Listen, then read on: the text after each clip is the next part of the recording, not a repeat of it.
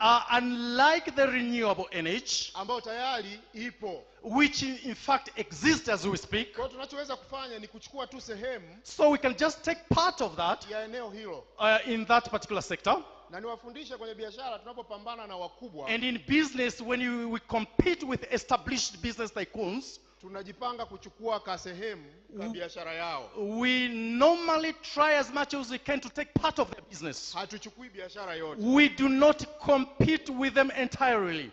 Sitaki kusema sana, mnakumbuka miaka I fulani. don't want to talk much about that, but you remember in the previous years, tulizungumza kuhusiana na sukari. We spoke about sugar. Badala ya kushuka bei ilipanda. Instead of price going down, it skyrocketed. Na vita yetu ilikuwa kupunguza bei. And we were competing to ensure that the price goes down. Kwa hiyo utakuja kuona hawa wakubwa kupambana nao inabidi uwe na akili nyingi. So to compete these tycoons, you need to be more smarter than them. Sasa nikienda kwenye nishati mbadala, if I go to renewable energy, hasa ninapozungumza solar, particularly solar energy, mahitaji ni makubwa kuliko tunavyoweza. The demands are huge, kuyafikia, more than we expect. Na nikithibitisha kauli zangu za awali kwamba biashara ni nishati wako sana. And if I affirm my previous statement that these business tycoons have invested a lot in this renewable energy, utakuja kuona wanaoongoza kwenye kuwekeza kwenye hii nishati mbadala. You realize that those who are leading in this renewable sector energy business, wa kwanza ni China. Number 1 is China. Wa pili ni Marekani. Number 2 is US. Wa tatu ni Ujerumani. And number 3 is German. Wa nne ni India. And number 4 is India. Na watu ya mataifa yote ni mataifa yenye maviwanda makubwa. And these are giant industrial nations. Kwa hiyo wanafanya katika namna mbili. Ya kwanza, so they do what they do is twofold. Number 1, ni kuhakikisha kwamba wanaondoa gesi ya carbon. They ensure that they remove carbon gas. Number 2, Number 2, ni kupata nishati nafuu ya kuendesha mahitaji yao. Is to get an affordable energy that can advance their daily lives. Ukweli ni huu. This is the fact. Solar energy, uwekezaji wake, its investment, wanasema initial capital. The initial capital outlay, yani mtaji wa kwanza unaoingizwa katika biashara, ni mkubwa, is very huge. Lakini ukipiga hesabu zake kulingana na nishati zingine zote tunazozitumia, solar ina bei nafuu sana ukilinganisha na nishati zingine. But if you make some financial calculations, solar energy is more affordable compared to other energy. Kwa sababu nimeangalia kwenye takwimu tu rahisi, unakuta kanisa, I've just gone through brief statistics. I've realized that kanisa linanunua generator la milioni 10. Imagine the church procures a 10 million shilling generator.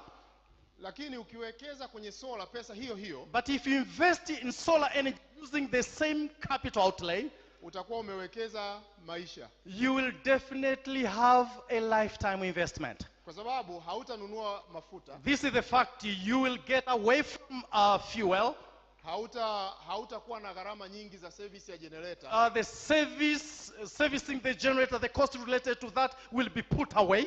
Na gharama za umeme zitaondoka, kwa sababu including the power charges will also be taken off. Kwa sababu ninapotaja hiyo amount kwa makanisa mengi, imagine the 10 million, ukiacha makubwa machache, most of the churches 10 million, ukiacha makubwa machache, apart from the giant churches, unaweza ukaondoa gharama za umeme kwa 80%. A lot of electricity charges by 8% will be offset. Na unahitaji, kwa sababu itakuwa ndio main system, because that will be your main system of doing in energy. Na umeme wa TANESCO unakuwa kama ni backup, and the TANESCO power will be an alternative or backup. Kwa ukiweka hiyo umemaliza, haununui mafuta, ufanye nini? Should you invest with that, you will definitely get away of other costs. You won't even buy fuel. Na service ya solar, and servicing solar energy, ni kufuta zile panel, is just to cleanse the panels and the wiring. You are done. Huhitaji kuwa na pesa nyingi. No need of huge investment. Lakini kila sabato mkiwa na generator, but every Sabbath when you will be having a standby generator, au mtatumia umeme, or you will use TANESCO power, au mtatumia mafuta or fuel. Na lita moja ni zaidi ya 3,000, and 1 liter cost more than Tanzanian shilling 3,000. Kwa hiyo utaangalia ukizihusianisha hizi zote mbili utakuja So, kugundua kwamba if you make such relationships, such comparisons with these energy types, nishati mbadala renewable energy ni new future. basically is the forthcoming agenda in business. Tukija kwenye sera, if we come to policy issues, mzungumzaji aliyepita amezungumza kitu kimoja, naomba nikisisitize. The previous speaker spoke one thing and let me cement on that. Unapoanza kufanya biashara yoyote, when you commence doing any business, angalia sera ya serikali inasemaje. Focus on the government policies. Serikali mwelekeo wake ni upi? What is the direction of your government? Kwa hiyo unapoanza kufanya vitu ambavyo serikali inaenda kaskazini, wewe unaenda kusini. So when the government goes to the north and then you turn to the south, unaanza kufeli mapema. Basically you fail in the very beginning. Kwa tunapozungumza, unapofanya analysis ya biashara yoyote, lazima, so when you make any business analysis, lazima ufanye analysis moja inaitwa pastry. So you have to do one analysis known as pastry. Ambayo hii Kiingereza ndaisema ndakuwa naiongea na Kiswahili. Political, lazima uangalie hali ya kisiasa ya nchi. Kwenye swala hili inasemaje. The P stands for political. You have to see the politics of the country. How does it tell you? Economic inasemaje? Economically, what the policy of the country talks about it. Sociological. Social mazingira. Hiki kitu tunachoenda kuwekeza.